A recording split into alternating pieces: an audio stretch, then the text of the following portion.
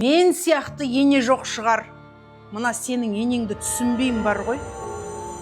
Өзің қарасаң, езілеп жұмыс жасай бермей жүр ғой мына біздің келін. Үлдемен бүлдеге оранып мына үйде ары бері кердеңдеп. Өз-өзіңді аясайшы сәл, өз-өзіңе қара қызым. Сені біреудің үйіне құл болсын деп жібердім ба мен? Клининг шақыр. Ничего не знаю, клининг шақыр. Даймонд сервисті шақыр. Сөйтті үйіңді жинап, өз-өзіңе қара. Ай, келін. Ал, мам. Ертең үйге қонақтар келеді.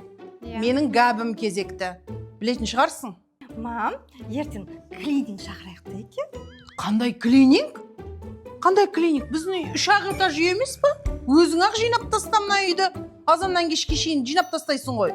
Баяғыда осы біз деген таңнан тұрып әктеп үйді далаға шығарып, кілем қағып. Түнімен пирожки пісіріп шығатын едік қой. Давай, жина өзің. Өзің пісіретініңді. Успеешь. Аха, өзінің қызына клининг деп қалады да.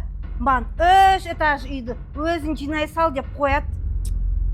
Қазір мен де шақырам клинингті. Алло, Даймонд сервис.